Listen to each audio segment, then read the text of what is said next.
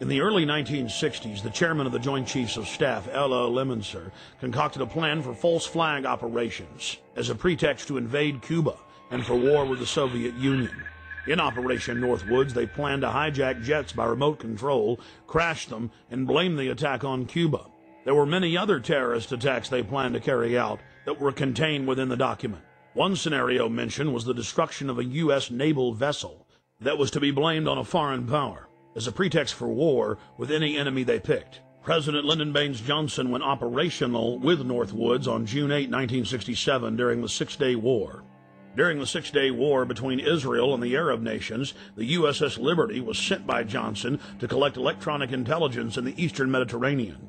The clearly marked U.S. intelligence ship was 14 miles off the coast of Israel in international waters.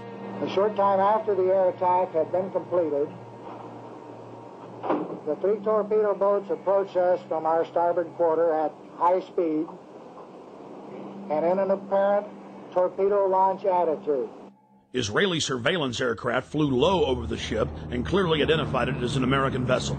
At 2 p.m. that afternoon, the USS Liberty was attacked by 3 Mirage 3 fighter bombers. From the onset of the attack, the fighter bombers were jamming U.S. signals. Not only were they jamming U.S. signals specifically, they were also unmarked, the only unmarked aircraft in Israel's arsenal. The fighter bombers strafed the ships with their cannons, dropped conventional munitions and napalm on the ship, repeatedly from stem to stern.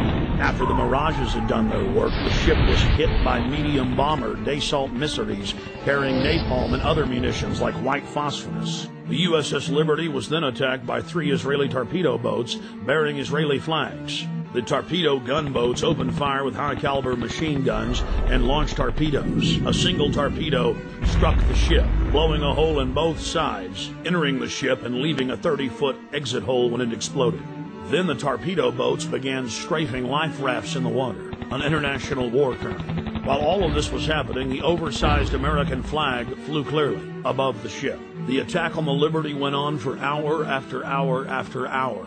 During the entire attack, the USS Liberty continually called the 6th Fleet that was nearby, begging for air support or rescue.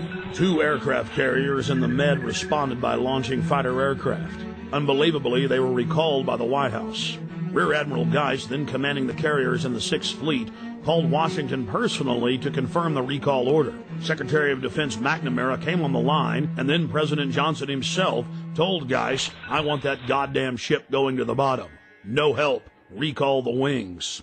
Imagine being Admiral Geist begging the president to allow you to defend an American ship that's under attack and being told by him that he wants the ship going to the bottom. Despite the fact that the U.S. carriers withdrew their help, a Russian spy ship appeared and witnessed part of the attack.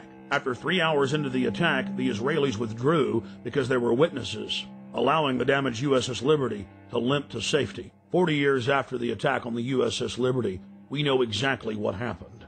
I've interviewed former chairman of the Joint Chiefs of Staff, Admiral Thomas Moorer. I've interviewed the admirals that were on the line who heard what President Johnson said. I've even talked to the head JAG officer of the Navy who was ordered to falsify the reports and cover up what had really happened.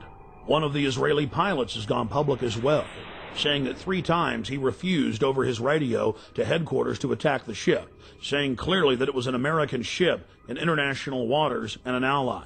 He was ordered under threat of court-martial to engage the ship. In a nutshell, this is what happened. President Johnson had personal control over the ship, parked it in the Mediterranean, made a backroom deal with Israel to attack it with an order to kill all aboard. Then the attack on the ship was to be blamed on Egypt. The U.S. would enter the war and take over the entire Middle East in the aftermath of the attack on the most highly decorated ship in U.S. history. The captain and his entire crew were told they would spend life in prison or be killed if they told anyone what happened. Captain William L. McGonigal was given the Congressional Medal of Honor in secret and told not to tell anyone that he had won the award.